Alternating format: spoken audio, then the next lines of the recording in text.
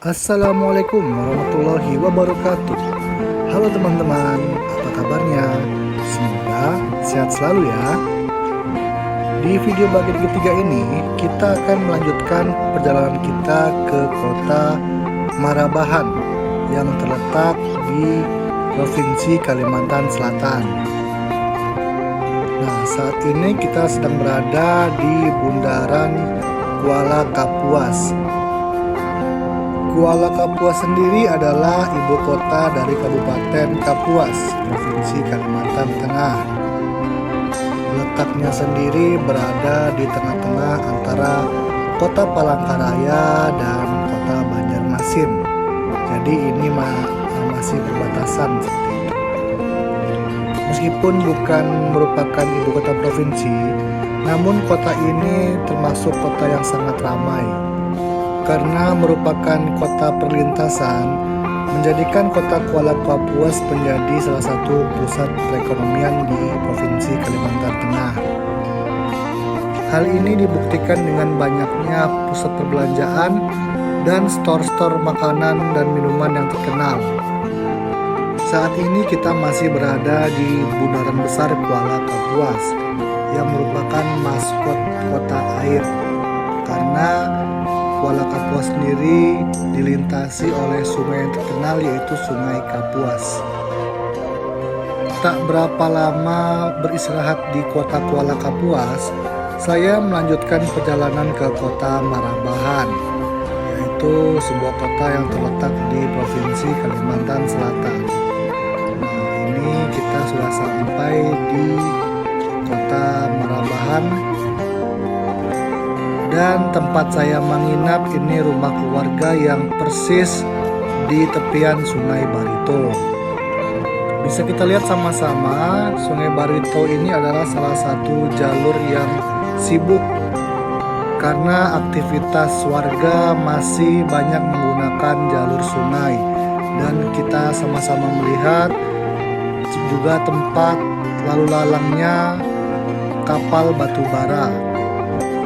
Jadi batu bara yang sudah diambil dari pertambangan kemudian diangkut melalui sungai ini dan dibawa menuju lepas pantai. Saya kurang tahu persis di mana lokasi tambangnya, tetapi setiap kurang lebih 15 menit sekali pasti ada kapal batu bara yang lewat, baik siang maupun malam hari.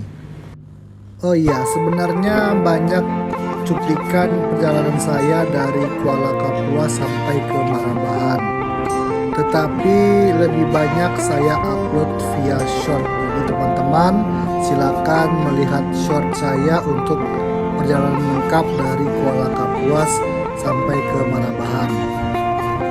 Nah, saat ini kita jalan-jalan sore melewati pinggiran Sungai Barito, di mana rumah-rumah warga juga banyak yang bermukim di tepian sungai. Untuk teman-teman ketahui, Sungai Barito ini termasuk urat nadi perekonomian warga di Marabahan, karena masih banyak aktivitas warga yang melewati sungai ini.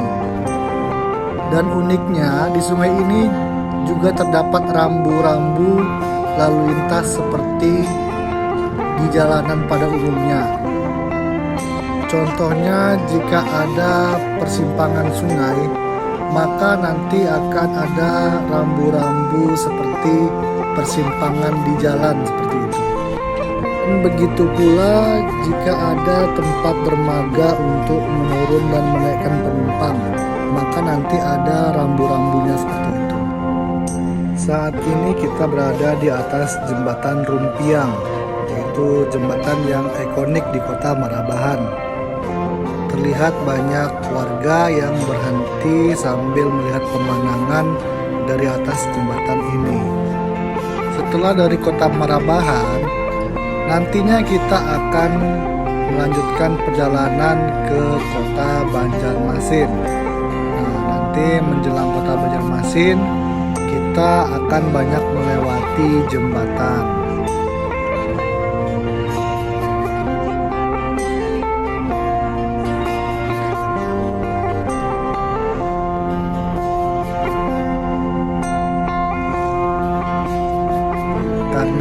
Banjarmasin sendiri dijuluki sebagai kota 1000 sungai. Nah, saat ini kita sedang melewati atau melintasi jembatan Barito. Sesuai dengan namanya, jembatan ini melintasi Sungai Barito. Jembatan Barito sendiri berada di wilayah Kabupaten Barito Kuala yang kurang lebih berjarak sekitar 15 km dari kota Banjarmasin.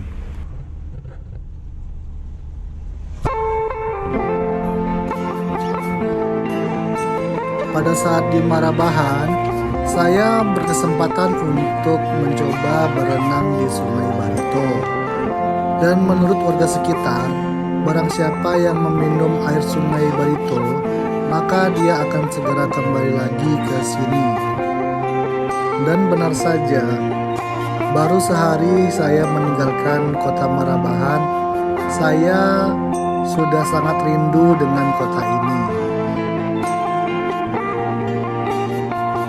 Berharap suatu hari nanti saya bisa kembali lagi ke kota ini dan bertemu lagi dengan keluarga saya yang berada di sini.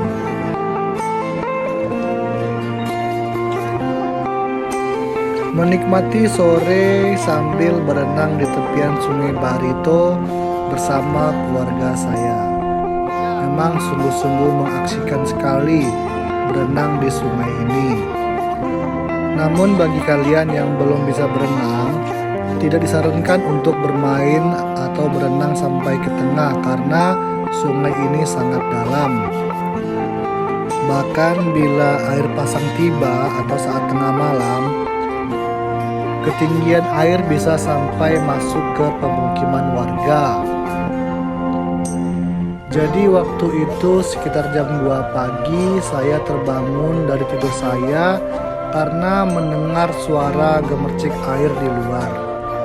Ternyata adalah suara air sungai yang lagi pasang dan sampai ke halaman rumah keluarga saya, yang mana jalanan pun sampai terendam karena pasang air sungai. Jadi karena setiap hari terjadi air pasang, mayoritas warga di sini menggunakan rumah panggung sebagai tempat tinggal. Hal tersebut dilakukan mungkin karena sebagai adat dan juga sebagai cara untuk dapat menghindari terjadinya banjir air pasang dari Sungai Barito. Dan pada malam harinya saya dan keluarga pergi mengunjungi pusat kuliner Marabahan. Di sana banyak terdapat aneka kuliner atau jajanan yang sangat enak dan murah. Tetapi di video ini tidak saya tampilkan, namun nanti saya upload aja via video short. Jadi nanti teman-teman silakan lihat video short saya, banyak kegiatan saya di kota Marabahan. Tidak terasa sudah 2 hari saya berada di kota Marabahan. Saya sangat merindukan keramahan dan kearifan masyarakat di kota ini. Sebenarnya saya masih sangat ingin berlama-lama di kota ini, tetapi karena masih ada tempat lain yang harus saya kunjungi, saya terpaksa harus menyudahi perjalanan saya di kota Marabahan. Semoga di lain kesempatan saya dapat berkunjung kembali ke kota yang sangat indah ini. Nah, setelah ini saya akan melanjutkan perjalanan ke kota Banjarmasin dan terakhir ke kota Banjarbaru, yang mana nanti pada bagian keempat merupakan bagian penutup saya dalam perjalanan di Pulau Kalimantan.